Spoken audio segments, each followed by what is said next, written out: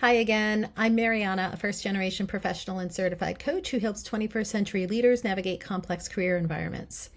For Hispanic Heritage Month, I had shared a three-part series here on my YouTube channel about first gen finance. And I talked about the socio-cultural challenges people from working class backgrounds grapple with when navigating a white collar career.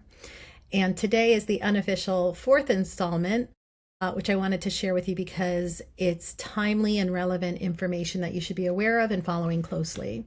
So I want to walk you through a piece of legislation that's sitting in Washington right now, what it could mean for full-time employees, and why this is something that's worth keeping an eye on, calmly but carefully, as we all wait for an end to this most recent government shutdown. You may have heard some chatter lately about potential changes to how workers are classified, either as employees or independent contractors. Now, you might hear the term independent contractor and think it's about something that only affects gig workers or freelancers or people who own small businesses. But if you're in a traditional full-time job, this conversation actually matters for you much more than you think. The piece of legislation is called H.R. 1319, and it's sometimes referred to as the Modern Worker Empowerment Act. It's being proposed to redefine what it means to be an employee under federal labor law. So in plain terms, it's about drawing a sharper line between who counts as an employee, who's entitled to things like minimum wage and overtime pay, unemployment insurance, benefits, and who is considered an independent contractor, which typically comes with more autonomy, but far fewer protections. So supporters of the bill say that it will create a much needed clarification for what businesses consider criteria for employee designation versus people who want to work independently. However, there is valid concern that this is opening the door for companies to reclassify existing regular full-time employees as independent contractors, which would effectively strip away many of the rights and benefits that full-time roles currently guarantee. So let's kind of go through these one by one. The first major theme is reclassification.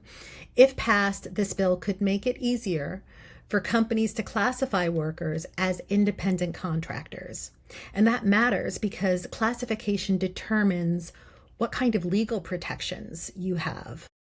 How they envision this is by creating vague language that leaves broad interpretation for most everything except the delivery of the work.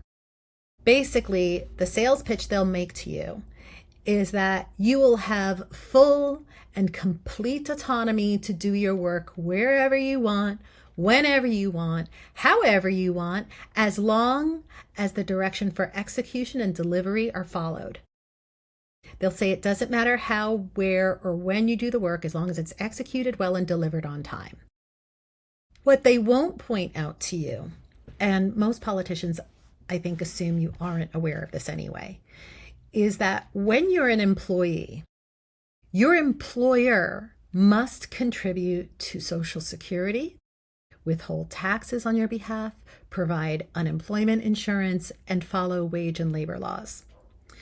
If you become a contractor, as an independent contractor, you lose most of those protections, and you will be carrying the full tax and financial responsibility yourself. So I think it's something like 12.4% total before the salary cap of federal tax that is due from wages for Social Security, and 2.9 total for Medicare and Medicaid. So regular full-time employees get half of that number paid for by their employer. And the tax deductions that you see on your pay stub only reflect your half. So what's coming out of your paycheck is 6.2% of the 12.4% total of Social Security. Your employer is picking up the other half. And same thing for Medicare. I think it's the 2.9 total. You're paying 1.5, and your employer is paying 1.5. Once you become an independent contractor, you alone are responsible for covering the full amount of federal taxes from your own wages. That can be a significant drain on your earnings and ability to sustain a living if you aren't prepared for the additional expense. That leads to the second theme, which is the loss of benefits and safety nets. This isn't just about paychecks. It's about the broader infrastructure that supports workers, like access to health care, paid leave, retirement savings, and the safety nets that come into play when life takes an unexpected turn, like unemployment or disability. If a role that's currently full-time were to be reclassified, those built-in protections could disappear. And while that might not happen overnight, the bill's language does set the stage for that kind of shift over time. Which brings me to the third theme, which is collective power, the ability for employees to organize, to negotiate, or to collectively voice their concerns. Independent contractors, by definition, operate as independent entities. So that means they typically can't unionize or collectively bargain in the same way full-time employees can. So if large groups of workers are reclassified, that collective voice could get a lot quieter. Finally, the fourth theme is a shift in power dynamics. If more people are moved out of employee status, the balance of leverage tilts further toward employers and corporations. This would mean the playing field changes substantially. Decisions about pay, workload, and working conditions become less subject to standard labor protections and more a matter of individual negotiation. So for people who have strong bargaining power, that might not feel like a problem, but for most full-time employees, especially those in structured roles, that's a major shift. So let me now kind of explain some of these nuances that apply here. To be clear, not every full-time role would be affected. Some positions, especially those where the employer maintains significant control over how the work is performed, would still most likely meet the definition of employee. And for people who truly want the independence of contract work, there's nothing wrong with that model. So make no mistake, if this goes through, it will be marketed to working people as the freedom they've wanted and have been asking for years. It doesn't matter where or when you get the work done, as long as it gets done.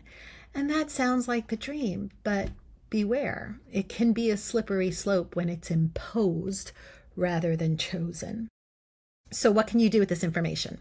Well, for now, it's worth staying informed, especially if you're a full-time professional who's built your life around the stability that employee status provides. You can always reach out to your state congresspeople and local representatives to share your point of view and ask for their support. Monitor the developments around HR 1319 and other classification bills. Ask your HR department or professional association how they're interpreting these changes. And stay curious about how worker classification could affect not only your role, but your rights. Because understanding what's changing before it changes is one of the best ways to stay empowered in your career. So I'm going to wrap this up, but whether you see yourself as an employee, a contractor, or something in between, the more we all understand about how these definitions shape our daily lives, the better prepared we'll be to navigate what's ahead thoughtfully and on purpose. So stay aware, remain curious, keep cross-validating information you hear on social media, and always, always, always follow up with your local government reps for more information or to share your concerns. Stay safe, be well, talk soon.